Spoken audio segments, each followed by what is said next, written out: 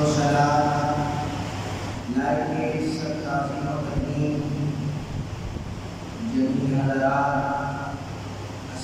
علیکم ورحمۃ اللہ تعالیٰ وبرکاتہ۔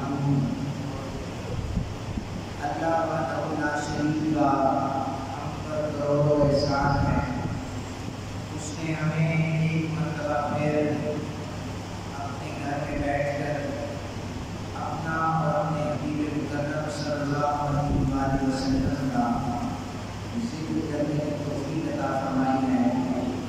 دعا کرتا ہوں آج کی نماز کے حوالے سے یہاں پر جو موضوع بیان کیا جائے گا، مجھے اور آپ کو اللہ وحدہ شریک مجھے حق بیان کرنے اور پھر آپ سب کو تمام باتوں پر عمل کرنے کی توفیق عطا فرمائے۔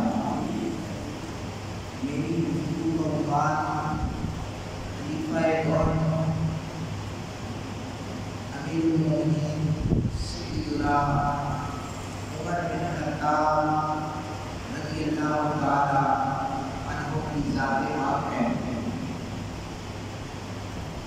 چونکہ اسی مہینے کے آخر میں آپ کی شہادت ہوئی اور بعض روایات کے مطابق یکم محرم الحرام بھی تاریخ ملتی ہے، لیکن جو اصح ترین روایات ہیں وہ ذوالحجہ کی جو آخری تاریخیں ہیں 27 ذوالحج یا 26 ذوالحج آپ کی شہادت ہوئی اور یکم کو آپ کی تدفین کے حوالے سے لکھا گیا ہے۔ بہرحال یہ ایک تاریخی اختلاف ہے۔ ہم اہل سنت صحابہ کرام کے بھی نوکر ہیں اور اہل بیت اطہار کے بھی نوکر ہیں۔ سامعین محترم، حضرت عمر بن خطاب رضی اللہ تعالی عنہ کی ذات ایسی ذات تھی کہ نبی پاک صلی اللہ علیہ وسلم کا یہ غلام جب بھی کبھی کسی بھی معاملے میں آقا پاک صلی اللہ علیہ وسلم سے گفتگو کرتے یا سوال کرتے، اللہ تعالیٰ کو آپ کی ادائیں اتنی پسند آتی تھی کہ فوراً حضرت جبریل امی قرآن کی آیات لے کر نازل ہو جایا کرتے تھے۔ گویا کہ وہ بتا رہے ہوتے تھے کہ عمر کی مرضی یہ ہے، اور یہ حضرت عمر بن خطاب مرید رسول بھی ہیں، مراد رسول بھی ہیں۔ مرید اس لیے ہیں کہ آقا پاک صلی اللہ علیہ وسلم کے غلاموں میں ہاتھ پر بیعت ہے، اور مراد اس لیے ہیں کہ آقا پاک صلی اللہ علیہ وسلم نے دعا فرمائی تھی کہ یا اللہ عمرین میں سے کسی ایک کو اسلام کا خادم بنا دے۔ ایک ابو جہل کے لیے بھی دعا کی، ایک عمر بن خطاب کے لیے دعا کی۔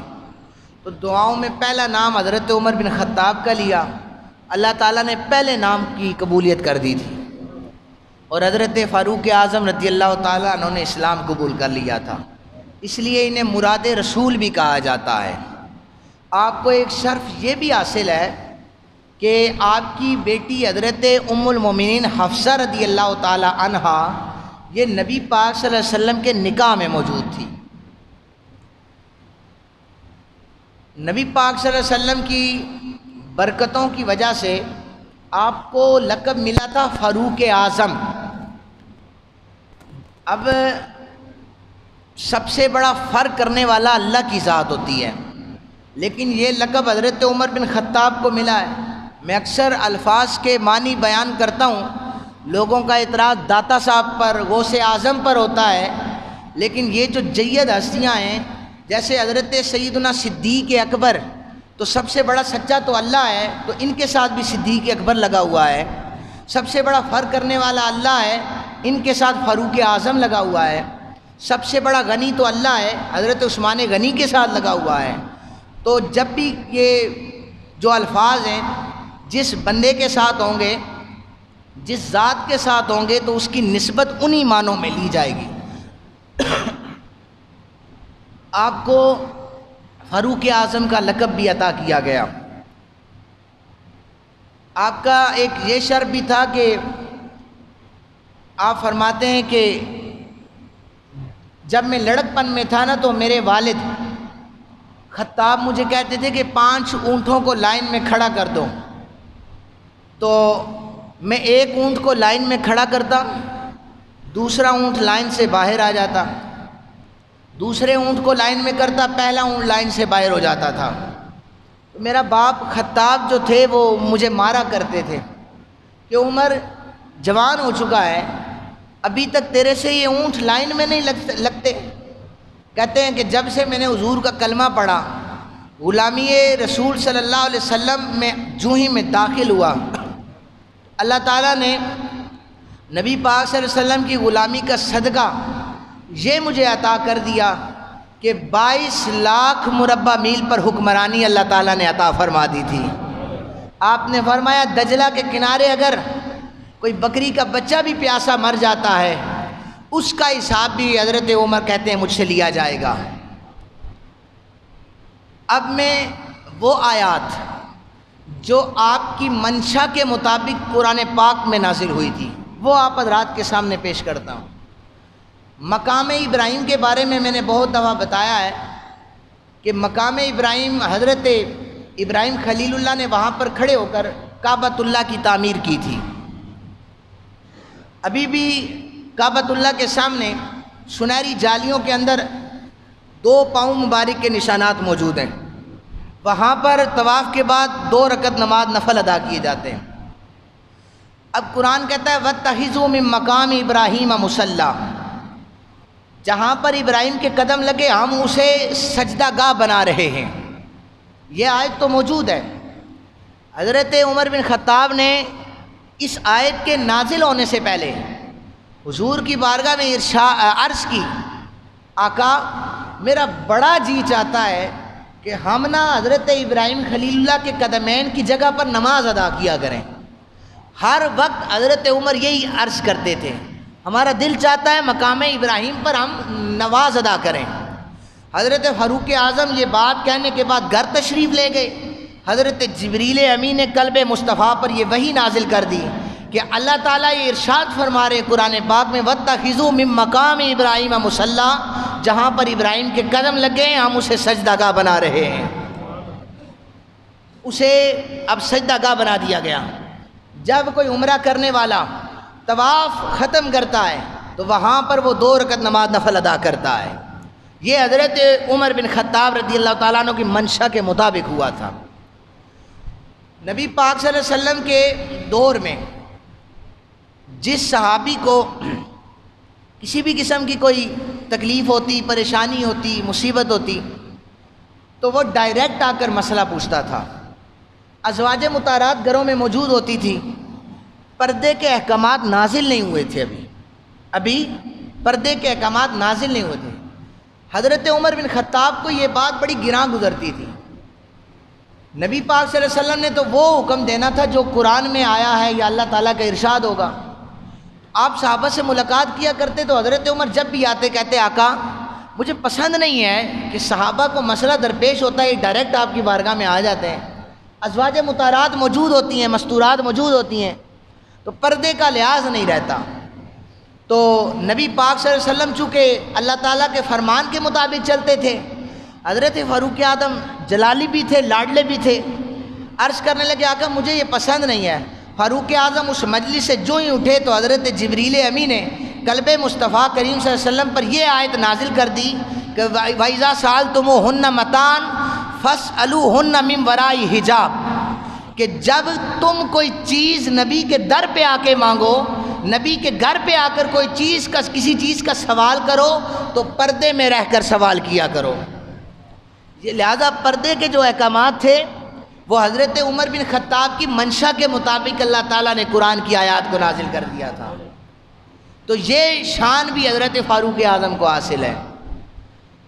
حضرت فاروق اعظم دیکھتے تھے کہ لوگ کھلم کھلا شراب پیا کرتے تھے، اب کسی کے دل میں اسلام کی محبت تھی وہ بھی شراب پیتا تھا، عام بندہ بھی شراب پی رہا ہوتا تھا۔ ابھی اسلام میں اتنے زیادہ لوگ موجود نہیں تھے، گنے چنے ہوئے کچھ افراد تھے جنہوں نے اسلام قبول کیا تھا۔ حضرت عمر بن خطاب ہر وقت جا کر عرض کرتے آقا یہ شراب اتنا گندا نشہ ہے، کیا یہ اچھا ہو جائے کہ اسے ام الخبائث کہا جائے، کہ جتنے بھی خباثتیں ہیں، برائیاں ہیں، ان کی ماں انہیں کہا جائے، شراب کو مطلقاً حرام کہہ دیا جائے۔ نبی پاک صلی اللہ علیہ وسلم خاموشی کا اظہار فرماتے، اتنے میں حضرت جبریل امین قرآن کی آیت لے کے نازل ہو گئے، یا ایھا الذین آمنوا انما الخمر والمیسر والانصاب والازلام رجس من عمل الشیطان۔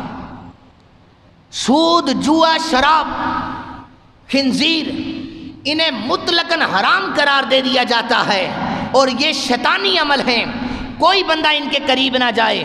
پتہ یہ چلا عمر کی منشا یہ تھی شراب حرام ہو جائے، اللہ نے قرآن کی آیت بنا کر نازل فرما دیا تھا۔ انسان کی تخلیق کے بارے میں بات ہوئی، ایک آیت حضور نے پڑھی کہ وَلَقَدْ خَلَقْنَا الْإِنسَانَ مِنْ سُلَالَةٍ مِّن طِينٍ، ہم نے انسان کو چنی ہوئی مٹی سے پیدا کیا۔ اب آپ میں سے میں کہوں کہ آپ مٹی سے بنے تو میرے جسم سے آپ مٹی نکال سکیں گے؟ کوئی بندہ میرے جسم سے مٹی نہیں نکال سکتا۔ یہ تخلیق ہوئی تھی مٹی سے، اس کے بعد تو گوشت ہے، لیکن میرے جسم سے کوئی مٹی علیحدہ نہیں کر سکتا۔ تو جب یہ آیت حضرت عمر بن خطاب نے سنی نا کہ انسان یہ جو گوشت ہے نا اس کے جسم پر، یہ بنا تو چنی ہوئی مٹی سے ہے، فاروق اعظم رضی اللہ تعالیٰ عنہ نے، وہ چونکہ عربی زبان بولتے تھے، انہوں نے ایک جملہ بولا، آپ نے عرض کی فتبارک اللہ احسن الخالقین، میرا رب کتنی برکت والا ہے جس نے انسان کو بہترین انداز میں پیدا کیا ہے۔ یہ جملہ کس نے بولا؟ عمر بن خطاب نے، فتبارک اللہ احسن الخالقین، کہ میرا رب کتنی برکت والا ہے کہ انسان کو اس نے بہترین انداز میں پیدا کیا۔ یہ جملہ اس سے پہلے قرآن میں نہیں تھا۔ جو ہی سنا کہ انسان کو چنی مٹی سے پیدا کیا، آپ نے شکر ادا کیا کہ اللہ برکت والا ہے، بہترین طریقے سے انسان کو پیدا کیا، بہترین بنایا۔ آیت نمبر 12 میں چنی ہوئی مٹی کا ذکر ہوا، فوراً آیت نمبر 14 نازل ہو گئی کہ عمر جو تو کلام کر رہا ہے ہم اسے قرآن کا حصہ بنا رہے ہیں۔ اب یہ آیت نمبر 14 کا آخری حصہ موجود ہے، فتبارک اللہ احسن الخالقین، کہ واقعی اللہ تعالیٰ بہت پاک ہے جس نے انسان کو بہترین انداز میں پیدا کیا۔ عمر بولتے تھے تو اللہ تعالیٰ ان کے بولنے کو قرآن کا حصہ بنا دیا کرتے تھے۔ یہ شان ہے میرے آقا کریم صلی اللہ علیہ وسلم کے اس غلام کی۔ ایک منافق کا جنازہ، ابی بن خلف کا جنازہ آقا کریم صلی اللہ علیہ وسلم نے پڑھا۔ حضرت عمر بن خطاب رضی اللہ تعالیٰ عنہ عرض کرنے لگے، آقا میرا دل نہیں مانتا کہ آپ منافقین کا جنازہ پڑھیں۔ حضور نے فرمایا مجھے اللہ نے اختیار دیا ہے کہ میں ان کا جنازہ پڑھوں یا نہ پڑھوں، یہ اللہ نے مجھے اختیار دیا ہے۔ حضرت فاروق اعظم کہتے ہیں کہ میں نے عرض کیا آقا میرا دل نہیں مانتا کہ آپ ان کا جنازہ پڑھیں۔ خیر ابی بن خلف کا جنازہ حضور نے پڑھ دیا۔ جنازہ پڑھ لینے کے بعد آقا کریم اپنے گھر تشریف لے گئے۔ حضرت جبریل امین قرآن کی آیت لے کے نازل ہو گئے، وَلَا تُصَلِّ عَلَىٰ أَحَدٍ مِّنْهُمْ مَاتَ أَبَدًا وَلَا تَقُمْ عَلَىٰ قَبْرِهِ، خبردار اے میرے نبی ان میں سے جو منافق مر جائے ان کی جنازہ بھی نہ پڑھے اور ان کی قبر پہ بھی نہ کھڑے ہوں۔ عمر چاہتے تھے کہ منافقین کا جنازہ سرکار نہ پڑھیں، سرکار انتظار میں تھے قرآن کی آیت آ جائے۔ اللہ تعالیٰ نے قرآن کی آیت کو نازل کر دیا، عمر کی منشا جو تھی ہم نے اسے قرآن کا حصہ بنا دیا ہے۔ اب منافقین کا جنازہ آقا نہیں پڑھا کرتے تھے۔ معاشرے میں بڑی منافقت ہوتی ہے، یہ اتنا بڑا جرم ہے کہ اس کی سزا یہ ہے کہ حضور نے منافق کا جنازہ نہیں پڑھا اور قرآن نے منع فرما دیا ہے۔ اللہ تعالیٰ سے دعا ہے اللہ تعالیٰ ہمیں منافقت کی تعریف سمجھنے کی توفیق عطا فرما دے۔ اس کے بعد حضرت عمر بن خطاب رضی اللہ تعالیٰ عنہ کے حوالے سے میں ایک حدیث قدسی بیان کر رہا ہوں۔ آپ نے 12 مرتبہ مجھ سے بھی علماء سے بھی اور کتابوں میں یہ پڑھی ہوگی حدیث پاک کہ جو نوافل ہوتے ہیں نا، نوافل یہ اللہ تعالیٰ کے قرب کا ذریعہ ہوتے ہیں، بندے کو اپنے اللہ کے قریب کر دیتے ہیں۔ یہ جو نوافل ہوتے ہیں، اور جب بندے کو اللہ کا قرب حاصل ہو جاتا ہے تو اللہ تعالیٰ فرماتا ہے کہ پھر میں اس کے کان بن جاتا ہوں جن سے وہ سنتا ہے، میں اس کی آنکھیں بن جاتا ہوں جن سے وہ دیکھتا ہے، میں اس کے ہاتھ بن جاتا ہوں جس سے وہ پکڑتا ہے۔ اب یہ حدیث قدسی ہے، او کما قال علیہ السلام۔ مسجد نبوی شریف کا ممبر تھا اور حضرت فاروق اعظم خطاب فرما رہے تھے۔ اس پہ میں عقیدے کی یہ بھی بات کرتا چلوں کہ نبی پاک صلی اللہ علیہ وسلم کے علم پر تو اعتراض ہوتا ہے، لیکن یہ حضور کے غلام کی بات ہو رہی ہے۔ آپ تقریر فرما رہے تھے اور آپ کی تقریر کے جو سامعین تھے نا، ان میں حضرت علی بھی بیٹھے تھے، حضرت عثمان غنی بھی بیٹھے تھے۔ تقریر کرتے کرتے حضرت عمر بن خطاب نے اونچی آواز سے 3 دفعہ فرمایا یا ساریۃ الجبل، 3 دفعہ ارشاد فرمایا۔ اس کے بعد آپ نے اپنی تقریر کو جاری رکھا۔ عبد الرحمن بن عوف رضی اللہ تعالیٰ عنہ، یہ بھی حضور کے صحابی ہیں، حضرت عمر سے ان کا بڑا یارانہ تھا۔ انہوں نے ممبر سے نیچے اترتے ہی حضرت عمر بن خطاب سے پوچھا، اے عمر، آج عجیب بات دیکھی ہے، آپ خطبہ ارشاد فرما رہے ہیں، قرآن کی آیت آپ نے اور پڑھی ہے، اور آپ نے یہ 3 دفعہ یہ الفاظ بولے، یہ جملہ بولا یا ساریۃ الجبل، اس کا کیا مطلب ہے؟ یہ آپ نے کیوں بولے؟ حضرت فاروق اعظم رضی اللہ تعالیٰ عنہ فرماتے ہیں، عبد الرحمن بن عوف، میں نا مسجد نبوی شریف کے ممبر پر بیٹھا تھا، ہمارا ایک لشکر جنگ کرنے گیا ہوا ہے، اس لشکر کو نہیں پتا تھا کہ پہاڑی کے پیچھے سے اس پہ حملہ ہونے لگا ہے۔ اللہ تعالیٰ نے مجھے فوراً بتا دیا کہ عمر، اس لشکر کو تو روک۔ تو میں بیٹھا مسجد نبوی میں تھا اور وہ سینکڑوں میل دور فاصلے پر لشکر موجود تھا، میں نے پکار کر حضرت ساریہ کو یہ کہا کہ ساریہ، محتاط انداز میں جنگ کرنا، تیرے اوپر حملہ ہونے لگا ہے۔ حضرت ساریہ فوراً متنبہ ہو گئے، انہوں نے پہاڑ پر دوبارہ چڑھائی کر دی تو اللہ تعالیٰ نے مسلمانوں کے لشکر کو فتح عطا فرما دی۔ لوگ حیران تھے کہ سینکڑوں میل دور بیٹھ کر عمر بن خطاب یہاں سے انہیں روک رہا ہے۔ یہ نبی پاک صلی اللہ علیہ وسلم کی غلام کی شان ہے، سرکار دو عالم صلی اللہ علیہ وسلم کا عالم کیا ہوگا؟ کئی عرصے کے بعد، میں نے بتایا نا سینکڑوں میل تھا، مہینوں کے بعد لشکر واپس آیا، صحابہ کرام اس لشکر کے قریب چلے گئے، کہنے لگے اللہ نے تمہیں فتح کیسے دی ہے؟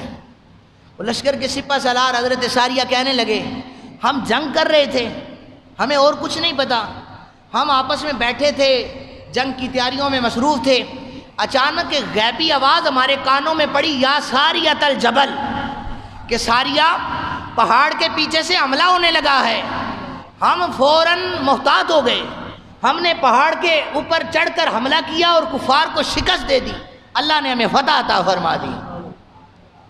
لوگوں نے کہا عمر بن خطاب آپ واقعی مراد رسول بھی ہیں، مرید رسول بھی ہیں، اللہ تعالیٰ نے آپ کو یہ شان دی ہے، ٹھیک ہے، پتہ لگنا اور ہے، سینکڑوں میل دور سے پتہ لگنا اور ہے، لیکن ان کی آواز کا وہاں پہنچنا بھی اور ہے۔ آج ہم کہتے ہیں نا، سنا ہے آپ ہر عاشق کے گھر تشریف لاتے ہیں، میرے گھر بھی ہو جائے چراغاں یا رسول اللہ۔ اگر حضور کے غلام کی آواز سینکڑوں میل دور جا سکتی ہے تو غلاموں کے آقا مدینہ پاک سے بیٹھ کر اپنے غلاموں کے پاس تصرف فرما سکتے ہیں، یہاں پر ان کی لچپالی کے لیے تشریف لا سکتے ہیں، وہ لچپال ہیں، ان کے غلاموں کا یہ انداز ہے۔ اچھا، حضرت فاروق اعظم کے ایک دوست کہنے لگے، عمر تو وہی عمر ہے جس سے اونٹ لائن میں نہیں لگ سکتے تھے، اور آج سینکڑوں میل دور بیٹھ کر تو لشکر کو متنبع کر رہا ہوتا ہے۔ حضرت فاروق اعظم کہنے لگے، جب اونٹ لائن میں نہیں نہ لگتے تھے اس وقت میں تیرا دوست تھا، جب سے میں نے یاری آمنہ کے لال سے لگائی ہے، جب سے میں نے ہاتھ سرکار دو عالم صلی اللہ علیہ وسلم کے ہاتھ میں دیا ہے، اللہ تعالیٰ نے میری آواز میں اتنی پاور عطا کر دی ہے، سینکڑوں میل دور پہنچ جایا کرتی ہے۔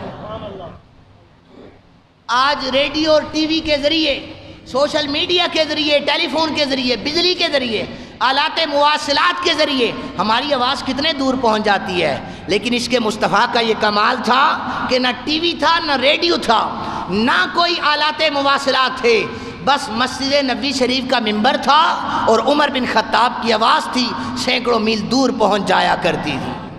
تو حدیث قدسی یہ ہے کہ جب کوئی بندہ نوافل پڑھتا ہے اللہ اسے اپنا قرب عطا کر دیتا ہے، پھر اللہ اس کی آواز بنتا ہے، اس کے کان بنتا ہے، اس کی آنکھیں بنتا ہے، اس کے ہاتھ بنتا ہے، اس کے قدم بن جایا کرتا ہے۔ یہ نوافل کا کمال تھا، یہ عبادات کا کمال تھا کہ اللہ تعالیٰ نے نبی پاک صلی اللہ علیہ وسلم کے غلاموں کو یہ شان عطا کر رکھی تھی۔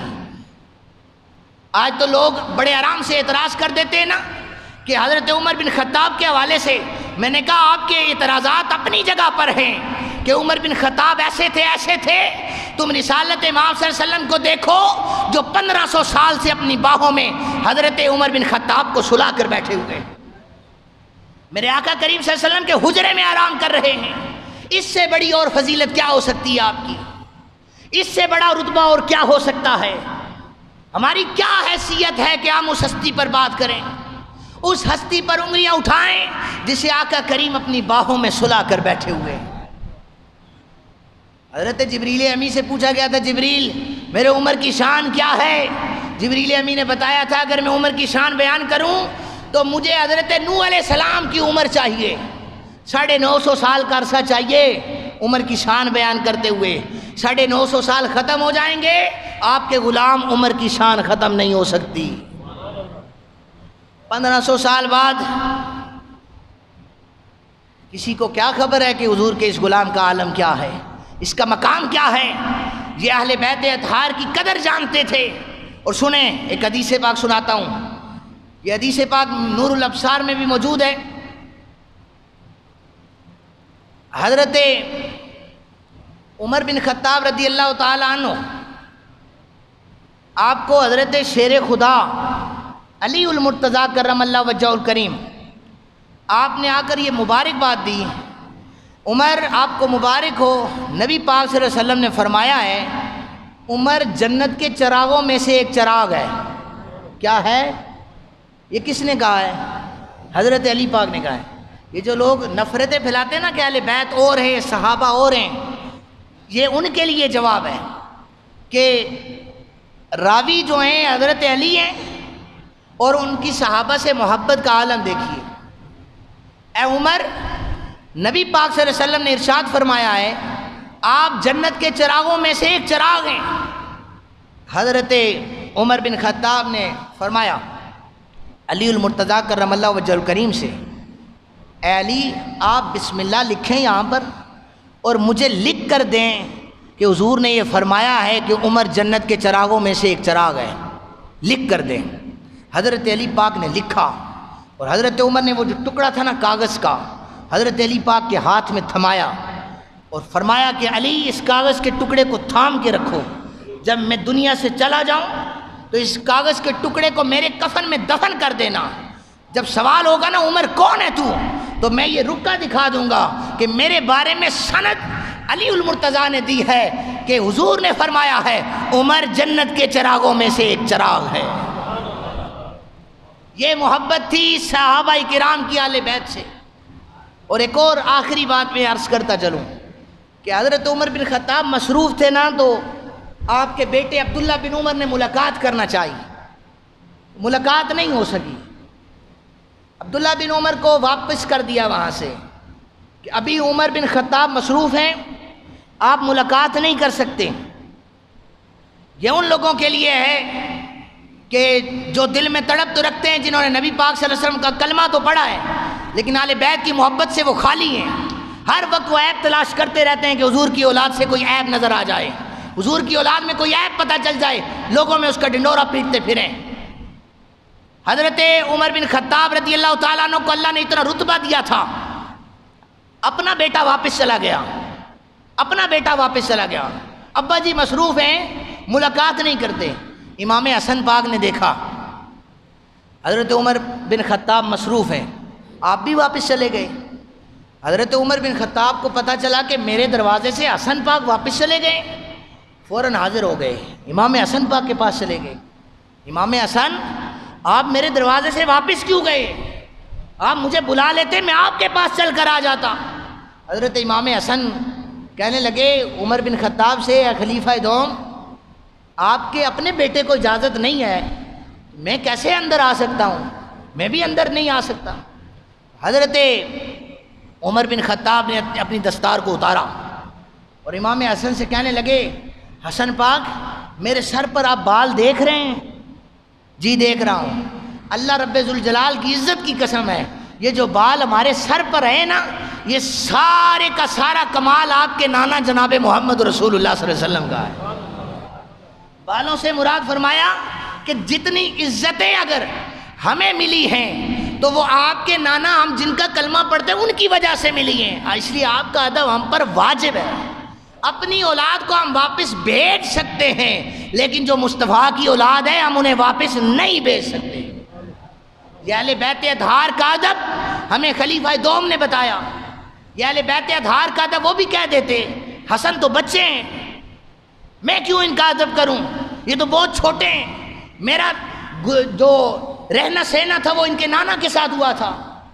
اور آخری بات یہ بھی 1 منٹ ہے میرے پاس، عرض کرتا چلوں کہ اتنا جلالی صحابی تھا حضرت عمر بن خطاب رضی اللہ تعالیٰ عنہ۔ حضرت علی پاک سامنے بیٹھے تھے، امام حسن چھوٹے تھے نا ابھی، تو امام حسن نے ہمیشہ منبر پر اپنے نانا کو دیکھا تھا، حضور صلی اللہ علیہ وسلم کو دیکھا تھا۔ حضرت علی پاک سے کہنے لگے یہ کیا بات ہے، آج میرے نانا کے منبر پر عمر بن خطاب بیٹھے ہوئے ہیں، یہ تو میرے نانا کا منبر ہے۔ حضرت عمر پاک نے جملہ سنا تو کہنے لگے اللہ کی عزت و جلال کی قسم ہے حسن یہ منبر میرا نہیں ہے، تم سچ کہہ رہے ہو، یہ منبر تمہارے نانا کی عطا ہے، یہ آپ کے نانا کا منبر ہے۔ حضرت علی پاک مسکرانے لگے، کہنے لگے عمر میں نے اس کو کچھ نہیں کہا۔ حضرت عمر پاک کہنے لگے علی مجھے پتہ ہے حسن سچ کہہ رہا ہے، یہ جو منبر ہے جس نبی کا کلمہ پڑھتے ہیں یہ انہی کا ہے، اس لیے ان کی اولاد کا ادب ہم پر واجب ہے۔ اللہ تعالیٰ سے دعا ہے اللہ تعالیٰ ہمیں صحابہ کرام کے نقش قدم پر چلنے کی توفیق عطا فرمائے۔ وما علینا